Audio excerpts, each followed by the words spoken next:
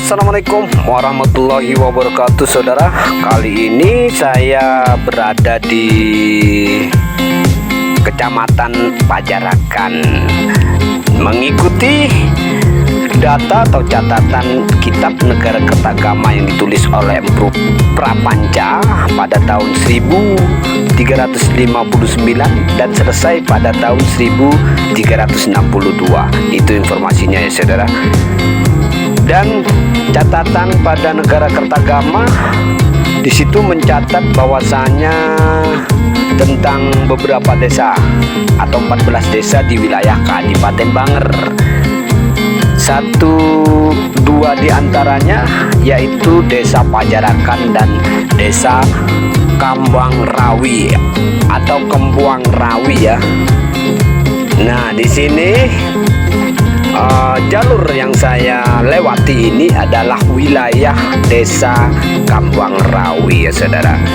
Kalau dahulu masih masuk wilayah Pajarakan. Pajarakan itu merupakan wilayah besar.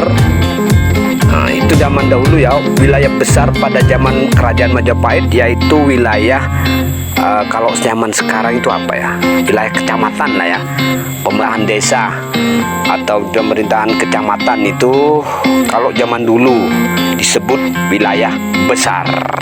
Nah, ini dia, saya melalui beberapa desa yang dahulu masih masuk wilayah Desa Kambang Rawi dan saat ini menjadi beberapa desa, yaitu kalau dari selatan ya, saudara. Kalau dari selatan yaitu Desa Selogudik. Nah, itu kalau dari selatan, dari arah pegunungan yang Argopuro. Kebetulan desa ini berada di wilayah kaki pegunungan Hyang Argopuro. Nah, ini batasnya adalah wilayah Desa Selogudik saat ini ya. Kalau masyarakat sini bilang Desa Solo. Tapi jangan salah, bukan Solo yang di barat sana ya, tapi Solo Gudeg. Nah, di wilayah Kecamatan Pajarakan saat ini.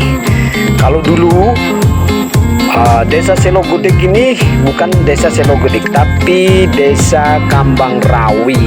Jadi itu salah satunya, juga menjadi beberapa desa di sekitar Desa Selogudik.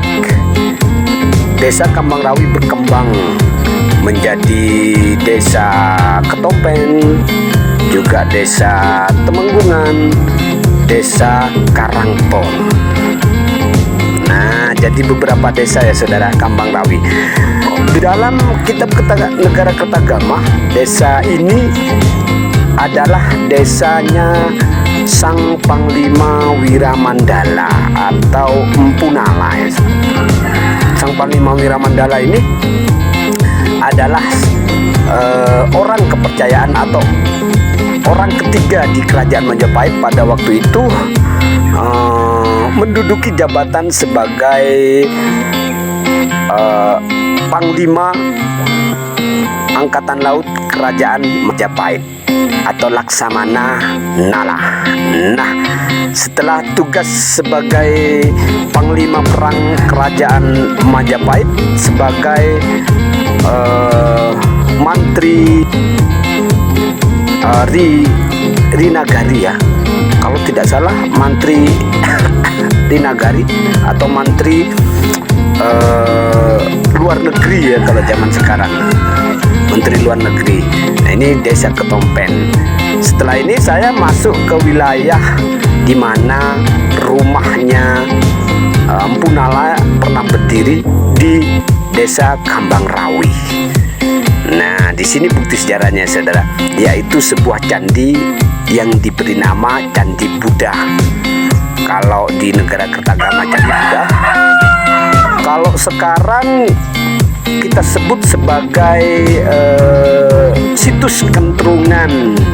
Kenapa kita sebut situs? Karena 2 km ke barat dari situs ini ada juga situs, dan 2 km ke timur ada juga situs atau peninggalan budaya berbenda. Nah, ini saya mulai memasuki wilayah arealnya Candi Buddha ya saudara. Candi Buddha dalam negara Kertagama itu di Probolinggo disebut dua candi, yaitu Candi Buddha dan Candi Makam. Itu Candi Makam itu kalau saat ini adalah Candi Jabung, sedangkan Candi Buddha itu ada di sekitar sini ya saudara. Nah, ini areanya yang merupakan dahulu tempat Candi Buddha berdiri ya saudara. Saya sudah masuk ke areanya. Nah, yang mana areanya ini kurang lebih setengah hektar Candi Buddhanya, dan didukung oleh tanah lapang yang lebar, yang saya kira di dalam negara Kertagama disebutkan Prabu Hayam Wuruk pernah menginap di wilayah ini. Ini adalah lokasi di mana pernah berdiri sebuah candi megah yang bernama Candi Buddha. Ya, Candi Buddha ya saudara. Ini candinya, areanya lumayan. Sekarang posisi tanahnya itu saya dengar adalah tanah tanah pancen atau tanah pemerintah yang memang dikuasai oleh pemerintah desa. Tanah pancen. Jadi di sini banyak ya saudara bekas-bekas batu pahatan yang ditenggarai sebagai peninggalan masa kerajaan Majapahit. Nah, di sini banyak batunya, yaitu batu bekas Candi Buddha. Oke, kita menuju ke titik berikutnya di wilayah Desa Pajarakan atau Desa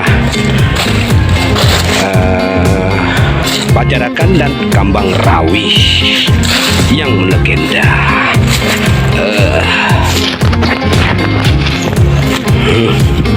Saya sudah ditunggu oleh kuda hitam saya ya saudara. Ini dia kuda hitam.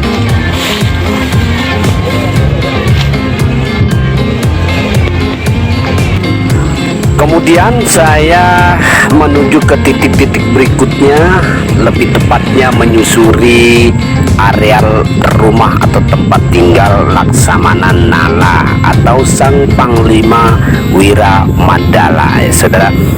Terlihat ya, walaupun agak sulit jalurnya menuju ke lokasi karena becek dan memang dekat area sungai ya. Nah, ini saya mulai jalan menyusuri desa kuno Pajarakan, juga desa kuno Kambang Rawi, yang mana penelusuran ini atau penelitian ini mengikuti data atau catatan kuno atau orang barat bilang manuskrip ya, yang bernama manuskrip negara Kertagama yang ditulis oleh Empu Prapanca sebagaimana yang saya sebutkan di awal tadi ya saudara. Jadi untuk menulis satu sejarah leluhur kita pada zaman dahulu itu tidak cukup dengan cerita yang berdasarkan katanya, namun di sini harus ada data dan bukti sejarah. Sebagaimana pada saat ini kita memiliki sebuah mobil atau sepeda motor, tentunya lengkap dengan BPKB, STNK dan sepeda motornya. Kalau kita cuma memiliki BPKB dan STNK tanpa ada sepeda motornya, itu sama dengan bohong. Nah, ini saudara, areal Istana Temenggung Empu Nala atau Sang Panglima Wiramandala, dan pangkat terakhir yang beliau sandang yaitu Menteri Luar Negeri Kerajaan Majapahit, dan beliau juga sempat menggantikan posisi Mahapatih Gajah Mada walaupun sebentar sampai beliau purna tugas ya saudara. Dan lokasinya ini saat ini lebih kita kenal dengan Pondok Pesantren Genggong. Nah, inilah lokasi atau areal rumah atau istana Katamenggungan yang bernama Empunala. Sedangkan pusat desa Pajarakan atau desa besar pada waktu itu adalah saat ini menjadi atau ditempatin sebagai pabrik gula Pajarakan,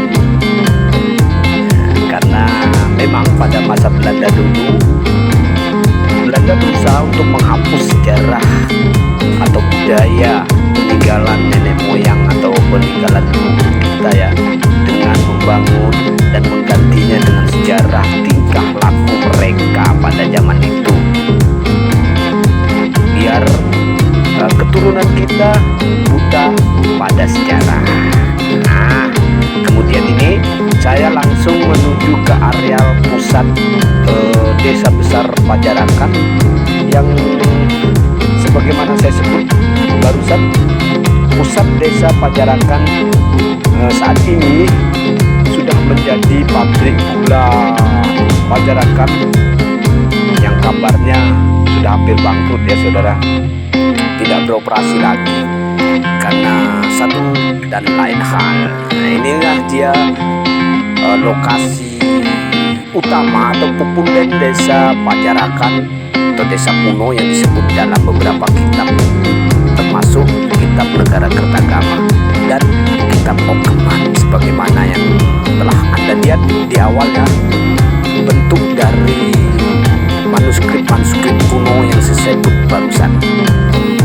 Oke saudara, itulah penelusuran saya hari ini untuk memberitahu, menginformasikan sejarah Probolinggo itu bagaimana. Wabillahi taufiq wal hidayah. Wassalamualaikum warahmatullahi wabarakatuh. Terima kasih atas perhatian Anda. Bye bye.